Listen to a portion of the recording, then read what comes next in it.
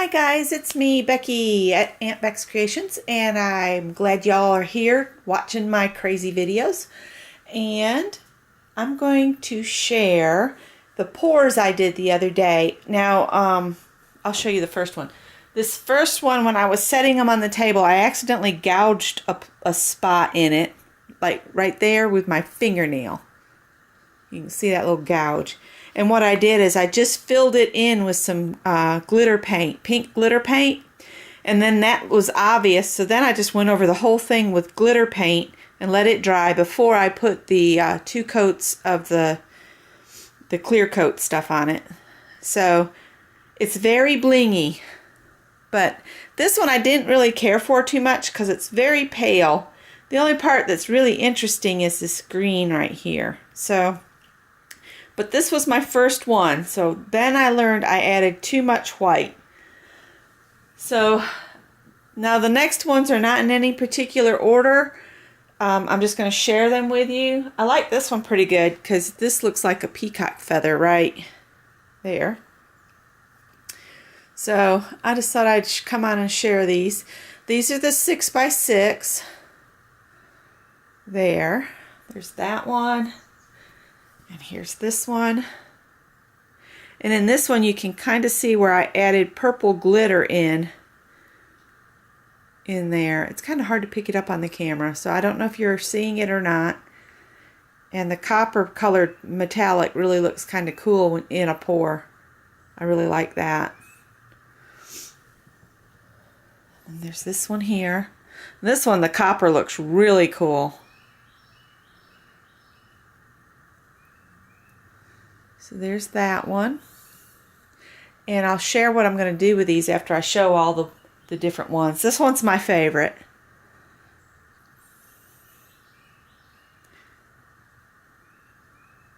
I just really like how this one turned out. Just really pretty. 6x6 tile. They're not actually tiles. They are little canvases I picked up for $1 a piece at a thrift store. This one's okay. I wish I'd had more of this green instead of this green showing. I didn't really care for that green in this application. And then here's the last one in the 6x6.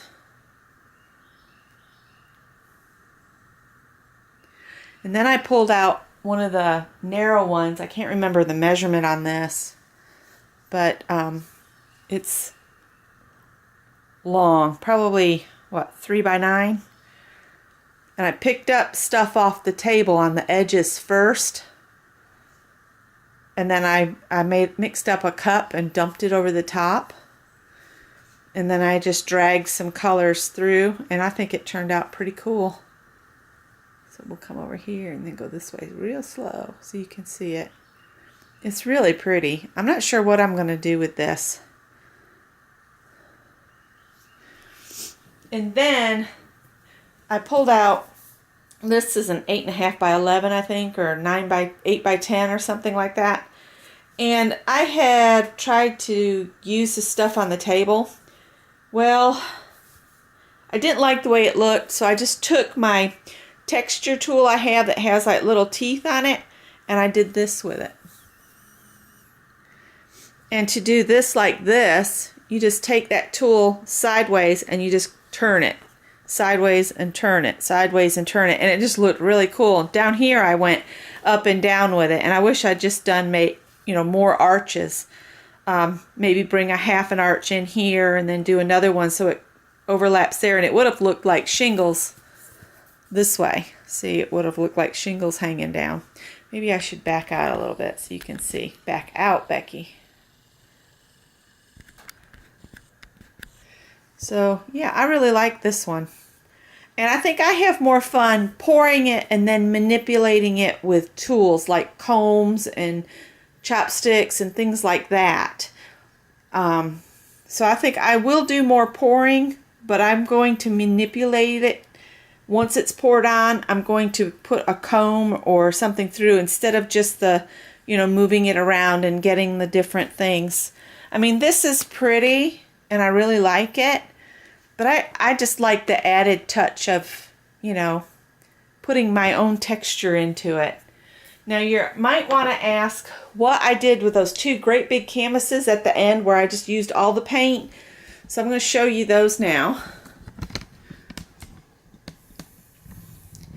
Okay, I have not clear coated these two. And the reason is, in this one here on this side, I see a fairy right here. There's her eye, and her hair is the light green, and then she's got on a leaf hat. And I thought how cool that would be to make her appear out of this. And you can see that there's purple glitter running in along, so it looks kind of mysterious and mystical. So I might do some painting on top of this to pull her out of there, and just try my hand at making something appear out of these. Mary, you'll have to remind me what that's called, where you pull an image out. I think it's Mary at the Mary out to the A. There's a term for that, Mary, and I can't remember what it is for the life of me. But I'm going to turn this into a fairy here. I don't know how all the way, but I'm going to try to do that. And then in this other one, and we'll walk around the bed here, I see a dragon. Okay, here's a tip of a wing over here, and it's got its mouth open here, and its body comes down through here, and then this is its other wing right here. And I was thinking how cool that would be if I can make a dragon come to life out of the middle, because it looks like he's jumped up from here and just opened his wings. And maybe, I don't know, this almost looks like a flame, but it's a little off from his mouth, because his mouth looks like it's right here. So again, I'm going to play with these some more with some additional paint on top and see what I get. What do y'all think? Would you like to watch me try to make those come to life, the dragon and the fairy? And that might be a fairy man, and I can't remember what a fairy man is called. But anyway, that's my ideas for those. If you would like me to tape it as I'm working on it, I can do that. Just beware, it might be a little long if I do that. But I can do it. Yeah. All right, I guess that's all I want to share. Oh, no, it's not. Hang on. Let's go down here. And I think I'm out as far as I can go. Let's see. Yeah, okay. So, the tiles I have here, along here, okay, there's 1, 2, 3, 4, 5, there's 6 of them. So I could spell C-R-E-A-T-E on those. And I want to get some of the wooden letters from like Michael's, probably in black, and just apply those to those. And then I want Scott to make a luau plywood base and make it just slightly larger, so that I can take some quarter round or some other trim to make like an edge that would attach to the luau plywood at the back, and then come up and catch these and hold them down in the tray. So basically, I'm making a tray with an edge, and then I could hang that on my new craft room wall whenever we get settled, and I would have a sign that said create, and it would be like keeping my very first pours as a memory for myself. I just thought that would be a really cool idea. I had even thought about building it up to where the tray was about a ½ an inch deep, on top of, and then on top of all of it, pour, what's it called? The clear liquid, so that the letters and the paintings and everything would be sealed below it. Oh my goodness, I can't remember. Gina Ahrens does it all the time. She uses this product to make jewelry pieces. Y'all know what I'm talking. Epoxy. Pour epoxy on top. And I wonder how that would work, and if that would, you know, that would be a really cool looking sign if I can pull it off. And yeah, so okay, what do y'all think of my first pours and my ideas for the big paintings, and then the little ones as my create sign for my room?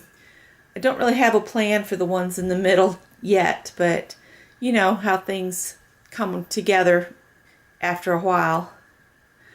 Okay guys, thanks for watching. If you liked what you saw, give me a thumbs up, because it lets me know I'm on the right track. And if you haven't subscribed already, please do subscribe, and I will try to bring things that are more interesting. This channel does revolve around my arts and crafts, but it also revolves around my life. So you get a kind of a mixture. So that's why I call myself Aunt Beck's Creation, because I'm creating the videos, so that's a creation. I make art and crafts and sew and quilt, and then I bring my husband in on things. Like this morning I caught him cooking for me, and sometimes I'll catch him doing a tour of his garage. So we kind of share the channel. He has a channel of his own, but he doesn't feel like what he does would draw people in, and I think it would. So if you think Scott should develop his channel, please give him some encouragement. I will leave a link to his channel in the description box. So if you want to check it out and go over there and you know, sub and give him some encouragement. He has done some really good repair videos. Like he showed how to repair a coffee grinder, a vintage coffee grinder, and he can do a lot of things that I think would help the younger people, but he needs some encouragement. He's going to kill me when he sees this video. Not really, he won't care.